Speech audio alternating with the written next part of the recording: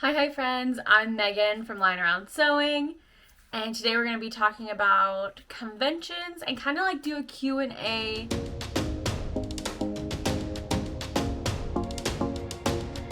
So I asked my Instagram followers and did kind of like a YouTube live asking and talking about questions that you all would have about convention life and how conventions go and what to expect from conventions. Just basic like question and answer for that.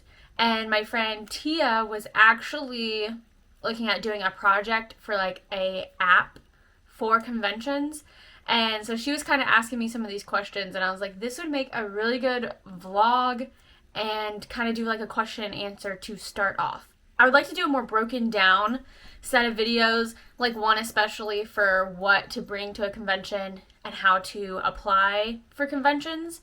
I think those will be really handy for people just starting out for conventions, whether that's Comic-Con, anime, any kind of pop culture event out there. For this video though, I am going to focus on a more broad span, which is just kind of questions I get a lot or questions people ask me or have asked me. And if you guys have any more questions, just go ahead and drop them down below and I will get back to you.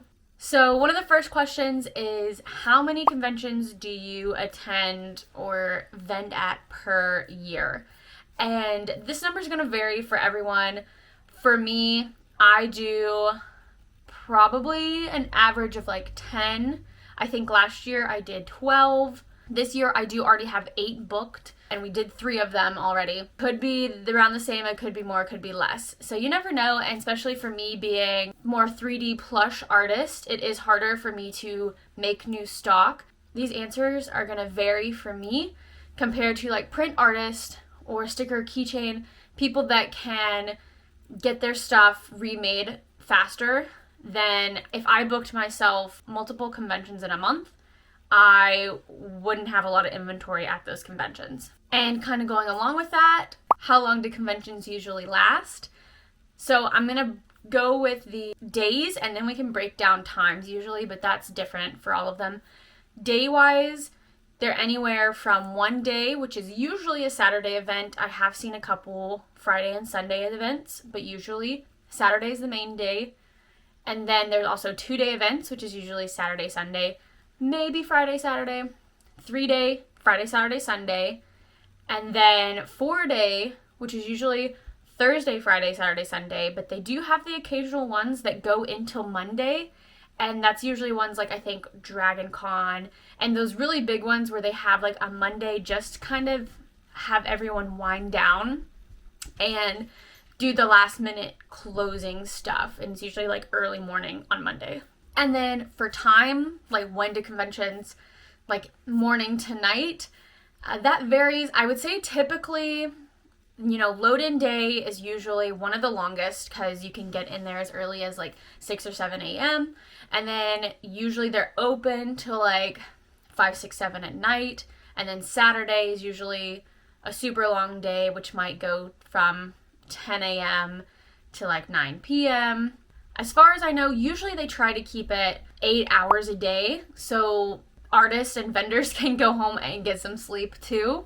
And I will say like tattoo conventions especially are notorious for going super, super long hours because people are getting tattooed and those tattoos can take up to 4 to 5 hours. They want to get as many tattoos as they can in a day or in the weekend. So lots of times that is from like 10 a.m. to 10 p.m. Friday, Saturday, and Sunday. Maybe not as much on Sunday, but tattoo conventions are long. So the next question is, can you describe the process of getting into a con? I'm going to try to do like a quick summary of this. I want to do another video explaining this more into details. Basic summary of it is, find a convention you want to do. You look for applications or when applications open.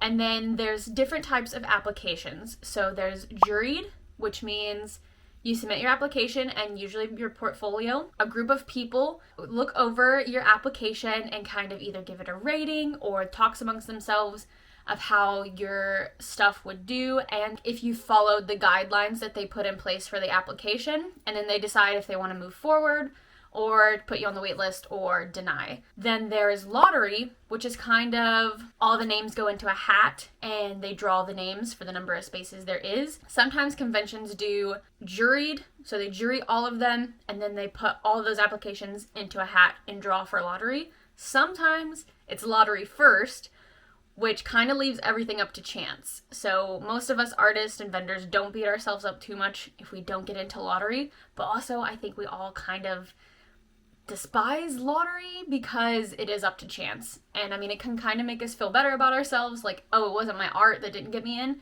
but also you're like, if I was just that one person in the hat. And then there's also first come, first served, or FCFS, which basically means applications open, whoever gets and buys that table first and makes that payment, it is yours. This is a lot for like the big fan expo conventions. MegaCon is this way, and unfortunately for some of them, if you're in, which is good, but if you can't squeeze your way in there and grab a spot and they have like a 98 rebook rate like they did this year, it's hard to get yourself in there. But once you're in, which is really nice for those that are already have their spot in place. Another question to go along with that is, when do you start applying for cons? Usually it's like a year, like the Galaxy Cons and Mega Cons, that's a year. Once the one for that year ends, you can already rebook or apply for the next year. But sometimes it's maybe 5 months, as close as 5 months, but anywhere between that gap. All conventions are going to be a little bit different. A lot of conventions are very vocal on their social medias, so definitely keep an eye out for that or sign up for their email list. When do you usually hear back about your application can vary as well. I want to say most conventions give you at least 3 months in advance to let you know that you have the table. Some of them, of course, are as early as like a whole year before, because if you rebooked, but just anywhere in there. Sometimes you can put yourself on a last minute, like that they can notify you last minute, which could be up until the week before the convention or the weekend of. But usually you get a choice and like you have to say, please notify me last minute. How long does it take you to receive all the information for the con? I would usually say that they will let you know a month in advance, and usually they start checking on you a month before, 3 weeks before, 2 weeks before. But of course, when you apply for your table and when you get accepted, they have kind of the basic information, how much you paid, how big your space is, where the convention is going to be held, and sometimes they give you information about parking and like internet and what to expect from the convention center and that kind of thing. But usually you should have most of your information a month in advance, and that's when the people are going to be getting in contact with you. They're going to be posting maps and where your location is and any kind of traffic problems that might be happening or any other concerns that they might be having that they want to make you aware of. This is also where you might need to buy another badge if you have more table helpers. I had some lovely people come onto my live Tuesday, and I kind of had them ask me some questions so I could get a jump start and familiarize myself. And so if you're interested in that, check out my Tuesday live vlog, which is in the live section, and it is the one about sewing appas. And Michelle asked a lot of really good questions, one of them being like, how do you deal with people who like are vocally saying they don't like your art or that your art's not good or just being rude? And this is a question that I don't get a lot, and I don't think a lot of people address. And for one, I want to say it's because I don't get a lot of rude comments. I'm very happy that a lot of the conventions that I do, the people are really nice, they're really understanding, and I feel like the convention world is very accepting for the most part. Like, everyone's pretty chill, everyone's understanding of people's feelings, and I do love that. When I go to some more art or smaller kind of like craft shows, things like that, that's where people can kind of not think before they speak. And I have had this happen with some more adults or parents of kids that don't understand what I'm making or what I'm doing. And I do think that's probably the closest I get to being rude or negative comments. And usually it's like, oh, you charge this much for this little thing. Or it'll be younger kids that don't have the money and they'll like really like an item, but I'll be like, yeah, this appa is $100. And they're like, ooh, that's too much. I don't have that much money. That is too much money.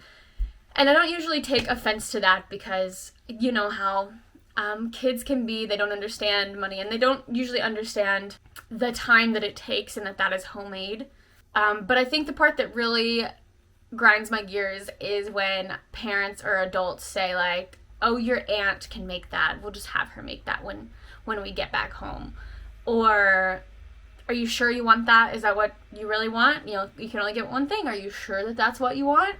Those kind of comments, I usually just, I let them go. But those are like that kind of the rude comments that I get. Nothing awful, thankfully. But it is good to know that going in and being aware that is something that could happen. And the way I like to look at it is I get all of these people, all of you guys, my YouTube followers, all my Instagram followers that come up to me and say that they love my stuff and they love my videos, or the ones that have been saying they've been watching me forever or following me forever. And that is where I get my drive. That's where I want to continue to go into these conventions, even if I have bad experiences or if someone says something negative or nasty to me. I know that you guys will come for me like 10 times over. So if I get one negative comment, I'm going to get 10 more that are positive and reassuring and letting me know that I'm doing an awesome job. And I really appreciate that. And I hope that you all, when you do conventions, can see that positive side of it too and are getting that positive affirmations that you deserve.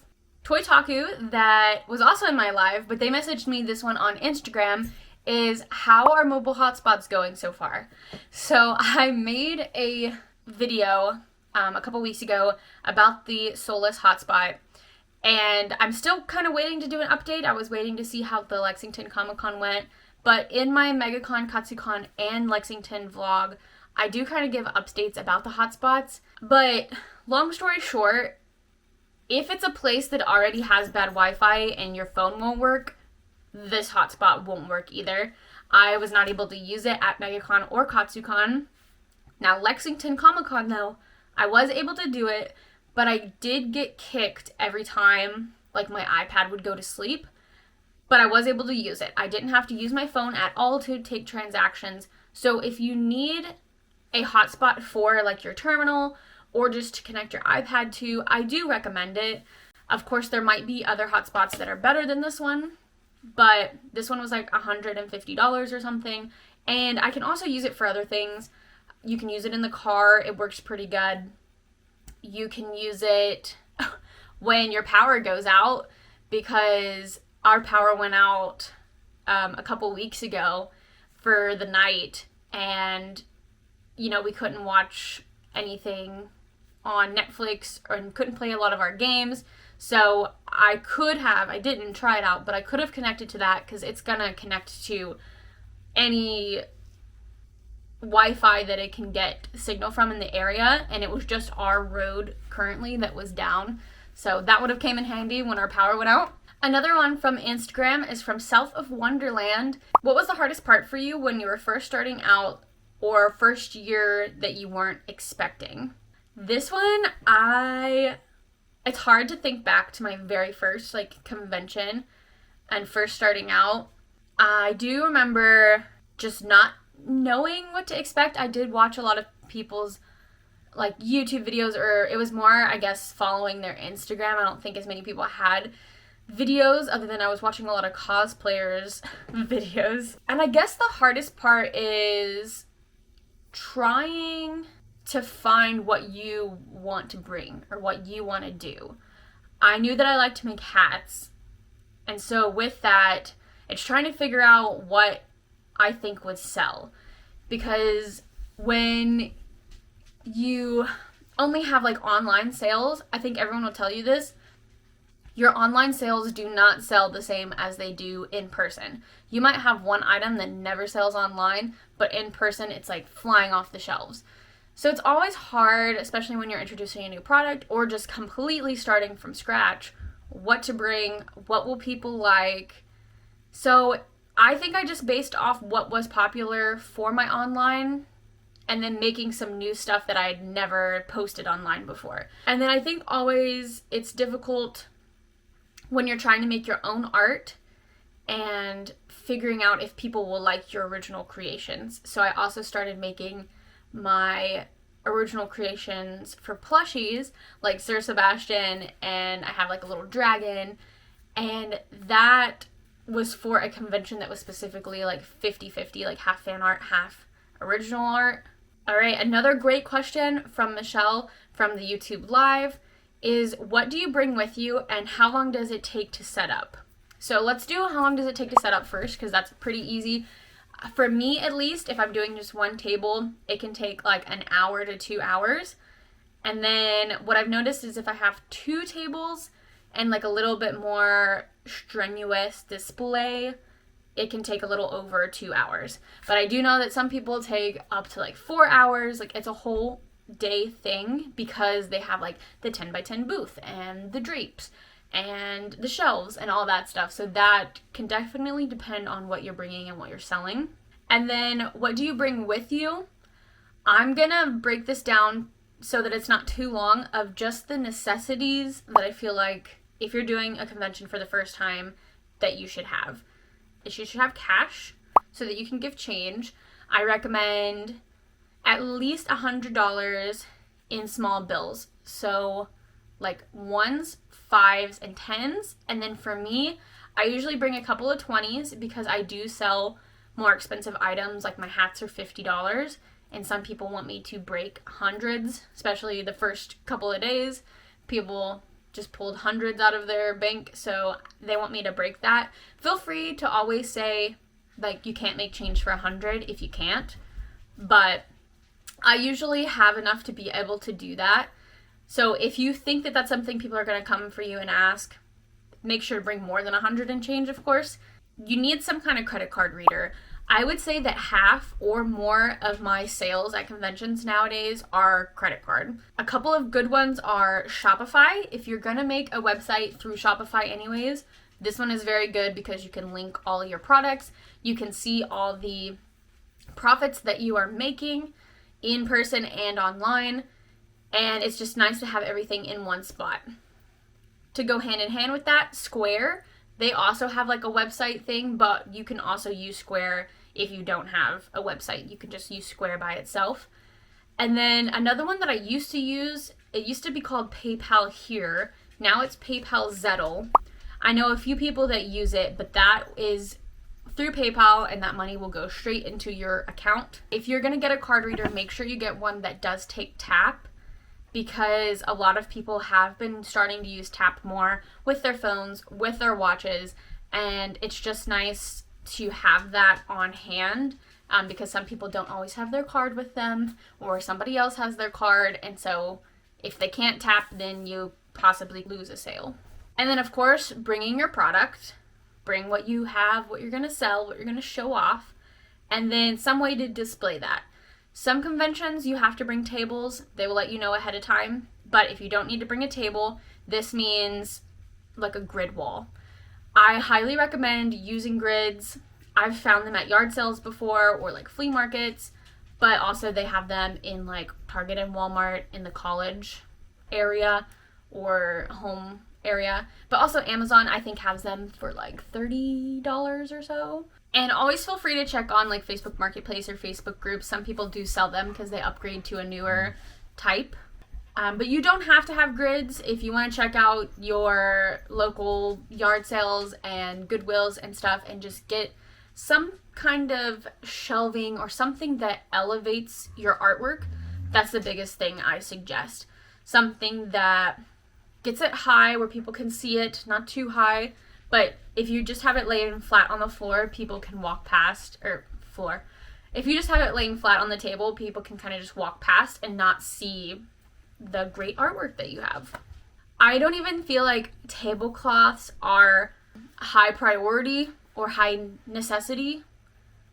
If you have one, totally bring one. And also, I used a sheet the first time I did a convention. So if you have a twin size sheet, just take that with you, or any kind of tablecloth, any kind of piece of fabric, just to give your table a little life. But some of the conventions don't require it, and some of them actually go ahead and like skirt the table for you, so it already all looks cohesive. But just keep that in mind. I do think tablecloths are nice, but I don't think they are necessarily needed. And then to go hand in hand with that, you, of course, for your card reader, you usually need a phone or an iPad or some kind of terminal to connect it to. And then for your cash, you need something to hold your cash in. I like the fanny pack technique. Some people use cash boxes. Just something to keep it on you and keep it safe so that nobody can steal it or take it. How do you know how much of an item or items to bring? So this is going to vary as well, but for me, because I have to remake everything, my hats specifically, I usually try to make at least 2 or 3. I've started making 5, which is nice because I have leftover, but if I can only get 2, that's what I try to do. That way I have one out on display and I have one behind the table. But when it comes to things like keychains, stickers, things that I can get from like a manufacturer and have a lot with me, I usually bring my whole inventory because I don't have a lot of inventory for that specific thing. But I think a good place is like 10 to 20 of each item. So like stickers, I usually set 10 of them out. And sometimes I don't even sell out of 10 stickers. But some designs I do. So it just depends. If you can bring all of your inventory without, having to pay for an extra bag to fly or loading up your car too tall, go ahead and bring it if it's not going to break the bank or hurt your back. I say it's good to have on hand. And of course, other people that do more stickers and prints, please comment below. Let other people know what they think. But I do think increments of like 5, 10, 15, 20, I think that's good. And when you do more conventions, you'll know how many you need of a certain item. And it's always going to change. Sometimes I bring 6 Snorlax hats and 0 of them sell. And then sometimes I bring those 6 same Snorlax hats to a different convention and all but 1 of them sell. So you never know. It just depends. How do you know what will sell / be popular? I kind of answered that before. You never really know. I usually, for fan art specifically, I pay attention to what I'm seeing a lot of other people post about or talk about. Popular shows, like right now it's Has Been and Hell of a Boss. Lethal Company's really popular. I look for new games that are coming out. Did Pokemon just release a new game? Is there a new Kirby game? Like, what did Nintendo just release, basically? And TikTok, what is TikTok talking about? And what are the memes that are popular? That kind of thing is what I look at when I'm looking at trying to stay with the times, I guess you could say. And the last question that I have is, how do you keep track of your profit versus expenses and like in-person sales? So what I do is I make a Google Sheets, and I'm actually going to put it in the description below. It'll be a link so you guys can save that and copy it so that you can use that for future events. But basically, I have it broken down where it's like the convention that I'm at, the dates for it, the price I paid for the booth, price for hotel, gas, travel, all that stuff. And then at the end of it, I have how much I made on Friday, or if there's a Thursday, Friday, Saturday, Sunday, fill in those holes. There's also a place to put your tips. And then I usually have a whole nother spreadsheet where I keep the whole total, and that's more of in like a convention ranking document, so that I can easily look back and be like, this convention is good, and this convention I didn't do as well. And that's when I talk about, MegaCon's in first place for making the best sales. That's how I'm able to find that so fast. So that's how I keep track of profit and expenses for just like specific conventions. But like when I'm in person, I have a notebook. I actually don't have it with me, of some kind usually. That's where I write what items sold and how much I sold it for. And I just have a list with the total. And then when I finish that page, I total the whole page. When the day's over, I total all those pages together for that day. That way I can keep track of how much I made. And the booklet that I have shows cash and credit. I know that you can look, and some people only really keep track of credit. You can look on your like Shopify or Square. That'll show you just credit card transactions. And then some people also put the cash in that too. So that's an easy way to keep track of it. But I personally like to have a book with all of what I sold written out. That way, when I do MegaCon again, I can look back and be like, oh, link hats, I sold 6 link hats there. So odds are I'm going to sell about the same, probably less. Unless like they released a new Legend of Zelda with a new hat design, I'm probably not going to sell more of that design. So I like to be able to look back and be like, did Kirby sell really good? Yes or no? And that I think is very helpful for me, especially when I'm remaking things and knowing, should I focus my energy on hats or was it more of plushies at this convention? That's all that I have today for like a little Q&A. Again, I want to go in depth for more of these things. So if you have any other questions or any other things you would like me to talk about, drop them in the comments and I will check them out and hopefully make another video, because we are kind of out of space for conventions right now. The next one's not till April, probably like a whole month from now. So I'm going to be doing some more tutorials and some like vlogs like this. So be ready for that and check it out. And thank you guys so much for watching.